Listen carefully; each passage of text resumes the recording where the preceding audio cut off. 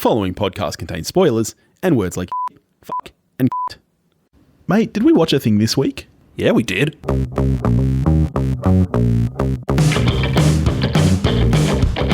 Hi there. Thanks for joining us here at We Watched a Thing. Hope everyone's safe and isolated, which, quite frankly, best way to be. Yeah, wash your hands, you scumbags.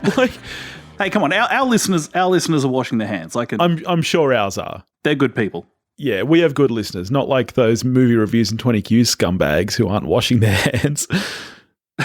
Slander. No, I'm sure Sam washes his hands. Well, I'm sure Stacey does. All I'll say is New Zealand have gone into lockdown, probably because they couldn't convince their population to wash their hands. I think New Zealand went into lockdown just as an excuse to finally keep Australians out. Yeah, that could be it. I mean, that's my guess. Even our own Tasmania, which is our island, don't want Australians going there at the moment. So, but we do hope you're all staying safe. These are tough times. Officially today, all of our cinemas have shut down, but it is all for the best. Yes. Do you miss the bushfires? I'm feeling nostalgic for when the country was just on fire. I know, it's been one of those years, hasn't it? Fuck 2020. It's like 2020, written by Stephen King. So all you can do is stay inside and watch movies. Yeah, look, which I guess that part of it is fun. And we'll certainly keep doing that, even without new releases. I mean, hopefully we'll get to a couple of new releases over the future, but we're going to throw some fun things in there too. Let's announce, we know that the world needs a laugh at the moment, so we have decided we will watch Cats. It is going to happen. Did we decide this? We decided. Okay. I can read out our messages verbatim where you were like, yeah, I think that's a good idea. Where I was like, can we please watch Cats? Anyway, we didn't watch Cats this week. What did we watch this week, mate? Upon request, we watched 2007's... 2007? Yeah, 2007. 2007's Blades of Glory. Yes. And when people think of 2007, and they think of No Country for Old Men and they think of There Will Be Blood, they think of Blades of Glory. Yeah. Was Blades of Glory not being nominated for Best Picture? That, like, people think it was Dark Knight. It wasn't. It was Blades of Glory not getting nominated. Well, and that was what made the Oscars That's go, why they expanded. We need 10 nominations because Blades of Glory really should have been there. Because it was robbed. Both feature prominent but only early roles played by William Fichtner. Is that true? It's there, man. He's the bank manager at the beginning of Dark Knight. Yeah, but who is he in this? The guy who adopts Blondie. Oh, really? The guy that very clearly looks like William Fichtner. I have terrible, terrible face memory. Like, we have a colleague at work who I worked with for 8 or 9 years before she moved to a different state. She's still in the team. We still work with her, but I haven't seen her face in about 6 months. She was in town the other day and I didn't recognize her. I walked right past her. I have a really bad face memory. That's not having a bad face memory. That's you being a bad person. That's different. No. I am terrible at, honestly. All right. Well, I really like William Fichtner and I was delighted to see him. I like him too. I just didn't pick up that was him. All right. Yeah, okay. I messed up. Anyway, it gives you a little spiel on Blades of Glory. Okay. All right. It's a 2007 American sports comedy film directed by Josh Gordon and Will Speck. Stars Will Ferrell and John Heder as a mismatched pair of banned figure skaters who become teammates upon discovering a loophole that will allow them to compete in the sports again. Here's a fun fact for you. Did you know that Busy Phillips wrote this film? Really? Because from the credits, I thought there was 6 writers. Yeah, no. Which pass of the script was she? Well, she conceived it and she fleshed out the screenplay, and then co-writers Jeff and Craig Cox dropped her name from the script. So I don't know. I mean, I guess legally they must have made enough changes that I think the rule is a third has to be written to get your name in the credits. But right. Yeah. So it's kind of story by Busy Phillips and then written by a whole bunch of people. I guess. But I mean, it says fleshed out the screenplay. I'm guessing that she had basically written an entire draft before they dropped her off it. Well, it's a good idea. It seems like, kind of fertile ground for comedy because to the casual observer, that is like those of us who watch ice skating once every 4 years at the Olympics, there's kind of a ludicrous aspect to it. If you don't really know what's going on, you're not like, oh yeah, what they did there was like, I don't know what, because I don't know anything about the sport. Like, just to me watching it, I'm like, yeah, this is kind of silly.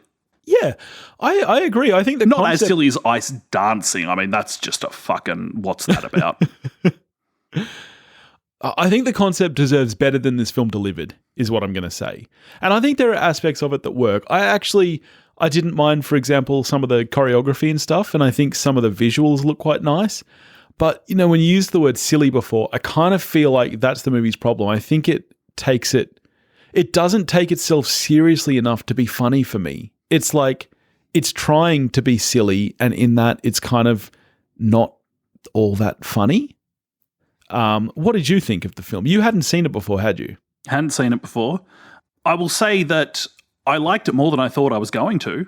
Really? Particularly after after like 5 minutes, I was like, yeah, this is exactly what I thought it was. And like just the stunningly lazy character introductions where they literally just like bring up their bios on screen and have a commentator tell us who these people are. And I was like, Jesus Christ, this is some Suicide Squad shit.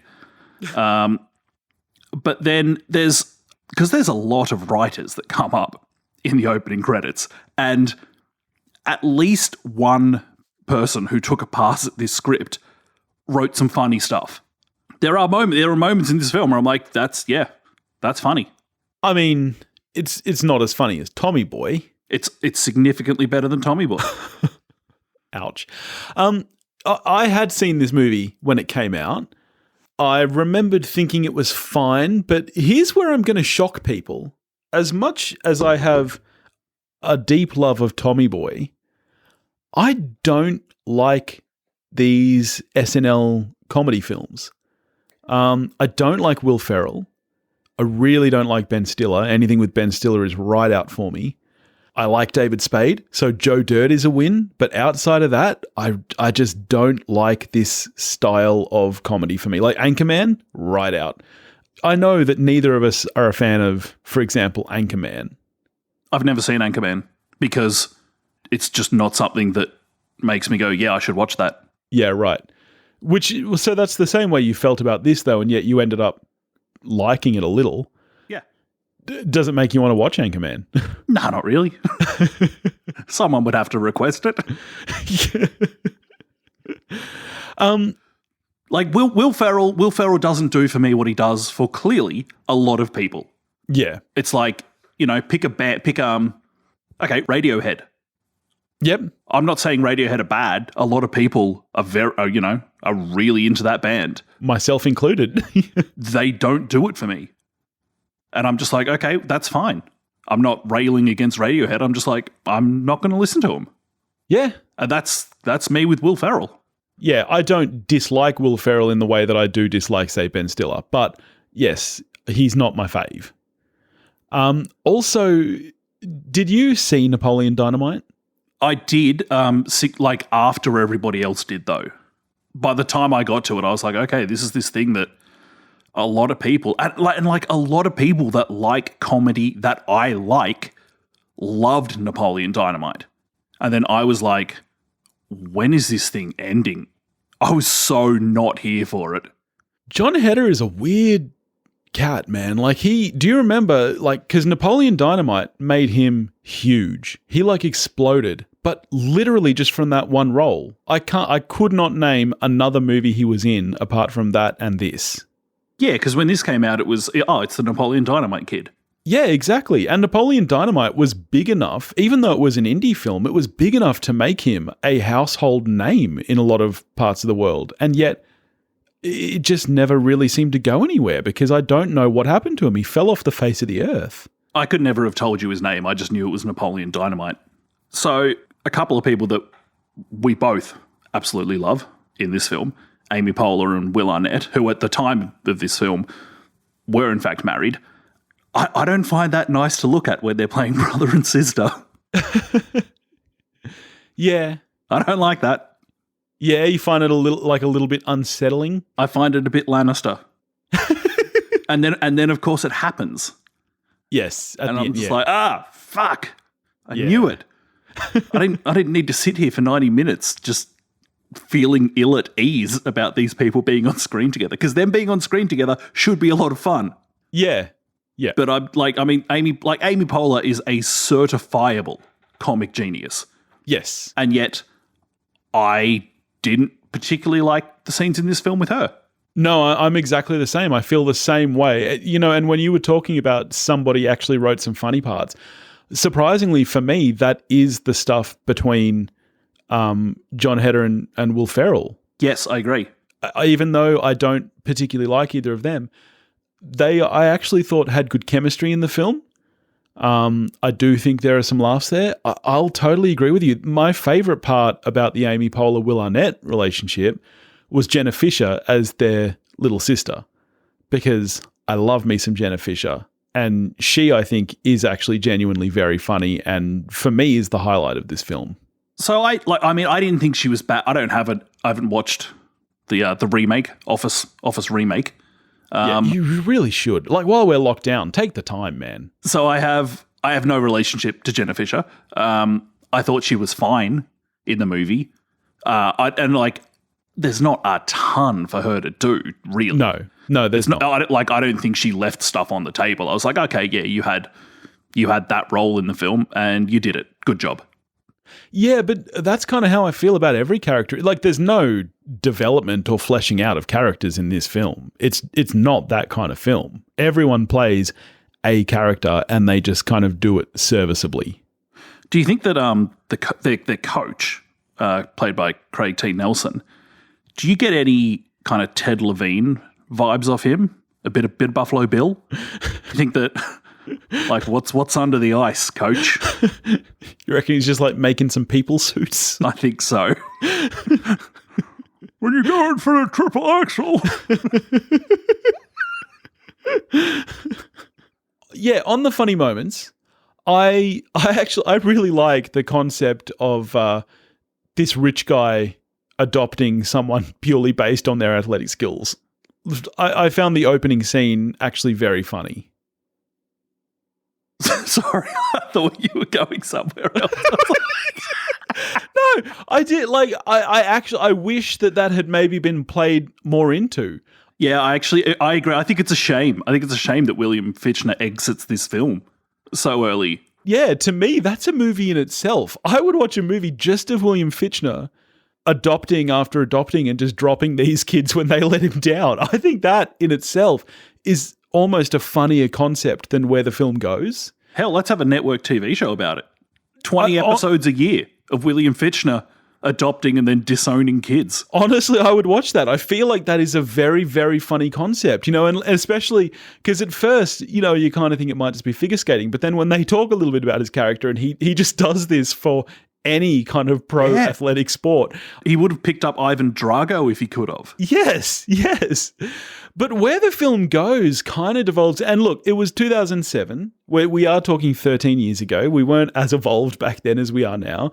Basically, the film is a big gay joke, really. It's a big joke that these two men are figure skating with each other. And look, there's humor there for sure. We all chuckle when Will Ferrell lifts up John Heder by the nuts. But I mean, see, I'm actually going to give points to the film here, because for me, the moments with those two being like, "Ew, we don't want to touch." The joke is these two guys being dumb and insecure, not haha gay stuff. Yeah, okay, that's fair enough. I can understand that point of view. There's enough fingerprints on this film to make me go, you know what, people put in real effort and actually thought about this stuff. Like, even like bits of the filmmaking. Like, there's one, you think of a great edit, actually, a great cut, when Will Ferrell's being alcoholic and on the kids' ice magical kingdom, whatever, where he leans over to have a spew and we cut to a smoothie being made. And it's like, it's some kind of Edgar Wright-y sort of stuff. And it's like, this wasn't just thrown together, like, this the studio can't have just looked at the script and gone, yep, cool, we'll give you X million dollars, but clearly we don't care if you care. Yeah, it's not like the past 10 years of Adam Sandler. Yeah, exactly.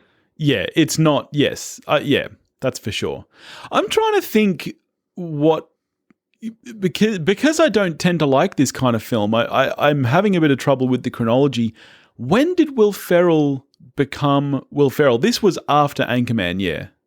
I'm trying to think. I think this was around like the time of like Talladega Nights. So I think this was kind of like mid Will Ferrell career. Yeah, I mean, this is in what people that like Will Ferrell, I assume, consider peak Will Ferrell run. You would think so. All right, let me read out to you a bit of a run that Will Ferrell goes on. Yep. So Elf is 2003. Okay, yep. Anchorman is 2004. Surprises me that Elf is before Anchorman. Oh, he does that Bewitched film in 2005. Oh, yeah. Talladega Nights 2006. Stranger Than Fiction 2006. Right. And then this 2007, Step Brothers 2008, Semi-Pro 2008. I'd have thought that Ferrell fans consider this to be very much in the run of peak Ferrell. Good on Will, though. Making a great living, I'm willing to bet. Like, if I went out drinking with Will, I quite frankly would expect him to buy all of the drinks. Yeah, but you're kind of a bit cheap. You'd expect that from anyone you go out with. Well, also I buy very expensive beers. This is true. I'm glad that Bent Spoke is still operating, by the way. So not fully, but yeah, just takeaway. But I can still get beer. Yeah. Well, because essential services are still open, and they count. We know, I mean, within about 20 minutes of the kind of announcement, you're not really a Twitter user, but just about every tweet directed towards, our government was, you need to define essential services. And everyone was tagging Dan Murphy's, which is like the big bottle O in Australia. It's been like, please, Dan Murphy's is an essential service, is it not?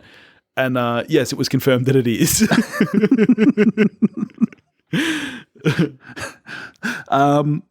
And okay, another thing that I will give this movie absolute props for, the image of Will Arnett laid out on a bear rug is just an image I didn't realize that I needed in my life. How fucking glorious was that shot? It's funny, this is going to sound really weird and like I do it all the time, but if I picture Will Arnett, he's on a bear rug. And I don't think I associate that with this movie. I think that's just the vibe I get from him. He just seems like that kind of guy. Well, it's a very Joe Bluth move as well. It is, and that's what I'm wondering if he has done that in Arrested Development, and I'm just forgetting because I feel like I'm picturing that very vividly. I mean, I don't think I've ever seen that I haven't caught up with most recent Arrested Development because I've been told just don't. Yeah, don't. It's really sad. So I don't recall having seen it in the show, but you can just imagine Job doing it. Yeah. I really, really do want you to use this lockdown as a chance to finally watch The US Office. I don't give a fuck about TV. That's not true. That's not true. You watch Parks and Rec, Schitt's Creek, you watch all kind of crap, mate. Yeah, I mean, Schitt's Creek is what we're invested in at the moment. But like at any given time, I might have like one show that I give two shits about, and then I'm like, fuck it, I'm just putting West Wing back on. But I know that you were a Parks and Rec fan. Yeah, but I only watched it when I was house sitting for you when you were on your honeymoon. That's not true. You rewatched it recently. You rewatched it like a couple of months ago. Yeah, I know, but what year did you get married? You're like the Australian government. You're just contradicting yourself constantly. What year did you get married? 2013. Okay, so I went a span of 7 years where I didn't finish the show but didn't feel compelled to jump back on because I just don't care about television. Yeah, okay. Apart from the West Wing. It is worth watching. At Studio 60 and Sports Night and the Newsroom. But outside of Aaron Sorkin, I don't care. Trust me, you will fall just as much in love with Jenna Fisher as I have.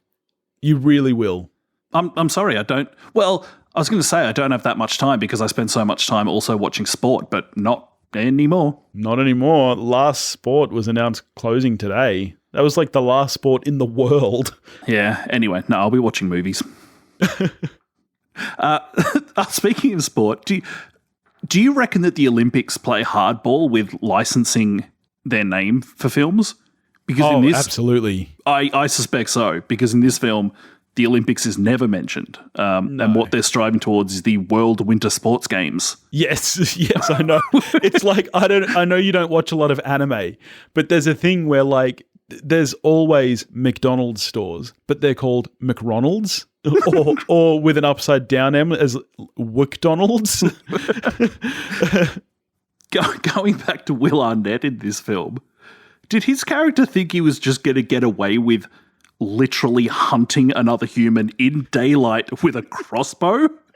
Were there going to be no repercussions to this?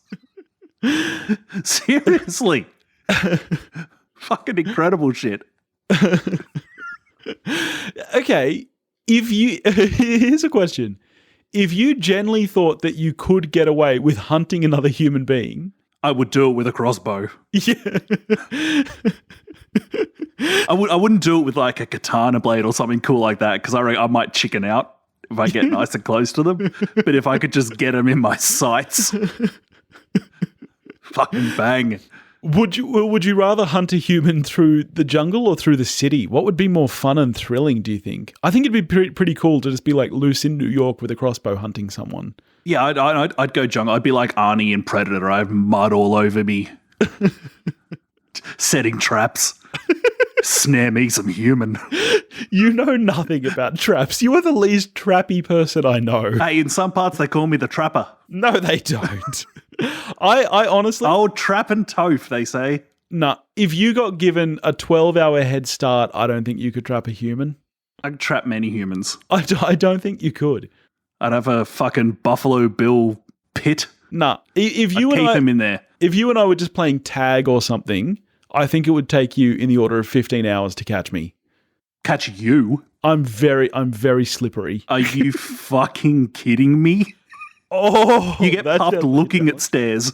Oh, mate, that's not true. I'm all fit now, mate. Well, I can't see you anymore, so no proof. Well, I'm all fit now. I don't buy it. I reckon I could outrun you easy. I don't think you could catch me as long as there were no stairs involved. I catch you very quickly, my friend. You've seen me try to climb a tree.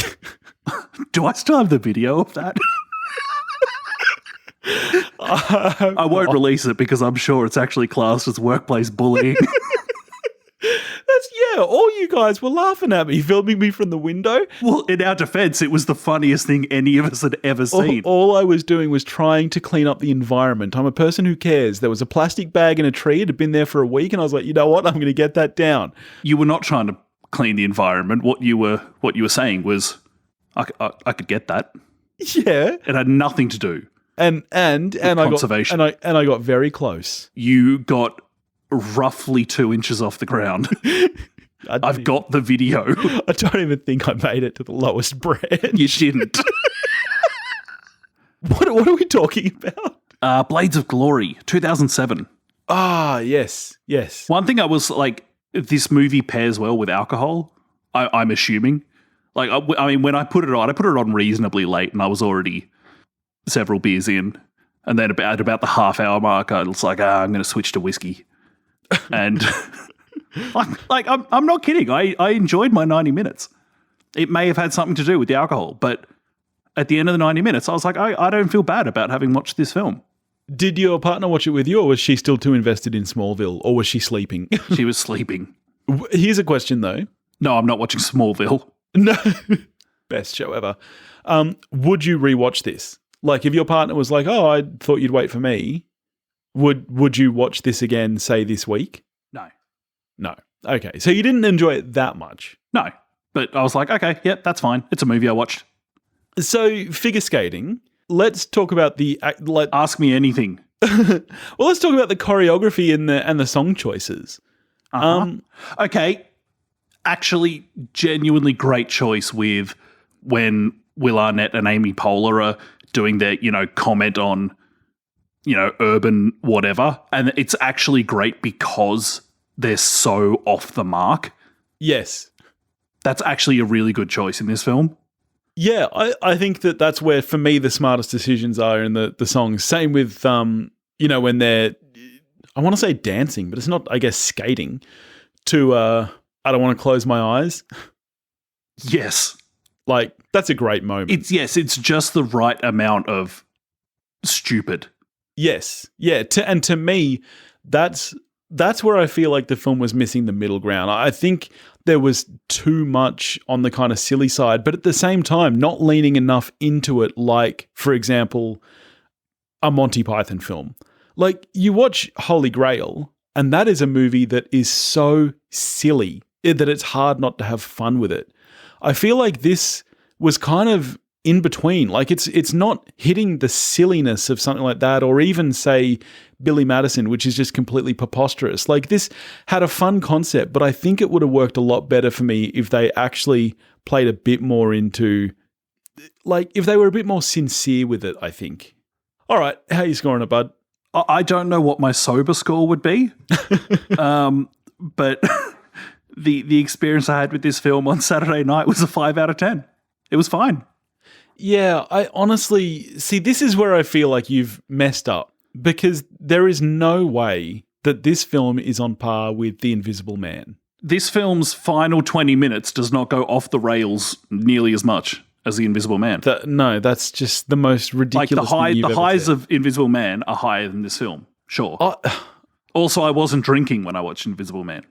I am certain that in 2020, our audience will have flipped on their perceptions of us. I feel like for most of our show, most people will think that I'm an idiot and that I make bad decisions. I'm sure that with 2020, most people are thinking that's you. Okay, well, that's fine. I'll just direct them to the Reindeer Games episode and... Fuck you, man. Reindeer Games is amazing. And all we're he back. wanted to do was eat turkey. And we're back. The smile on his face. Ben Affleck's shit-eating grin. Yeah, that smile? Yes, that smile indeed. Okay, good. Yeah, like I didn't think this thing was funny for 90 minutes straight, but there are points in time where, yeah, it was funny. I'm a 4. I think it's, yeah, I agree. I think it's fine overall. It's not a bad movie. I just, for a comedy, I feel like I would have liked to have laughed a little bit more. But yeah, I'm giving it a 4. Next week, what are we doing next week? I think next week we're actually having a new release. I believe we are, because of course people have been dropping stuff on streaming like it's hot. So next week we'll be getting to the new Pixar film Onward. And then what, week after that, Cats? Can't wait. All right. You reckon I started drinking for this film? I'm going to be loaded for Cats. In the meantime, if you want to get in touch with us, you can do that at wewatchedathing.com or wewatchedathing@gmail.com. You can find us on Facebook, Instagram, and Twitter, all under the handle @wewatchedathing. If you want to help support the show and make us watch something, you can do that at patreon.com/wewatchedathing, and we'll catch you next week. Stay in and watch a movie.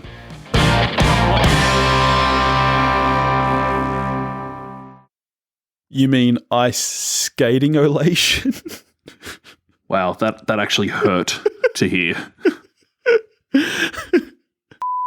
I just hope that they keep Uber Eats going, just like regardless of anything else. Oh, Uber Eats are fine. Yeah, I just really, really hope that there's no economic downturn for people who deliver food right now. Yeah. Oh, yeah. That's where the money's at. Yeah, delivering food and Netflix. Boom. And toilet paper, apparently. Apparently toilet paper.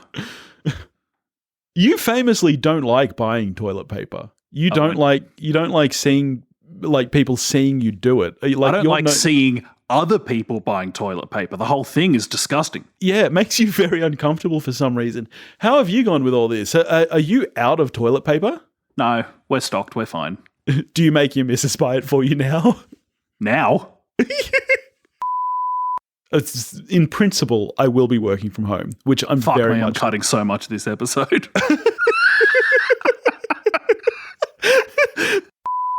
Just make it a really long post-credit scene. Just do like 10 minutes of post-credit. A dreadful episode. We're an embarrassment to ourselves and podcasters everywhere.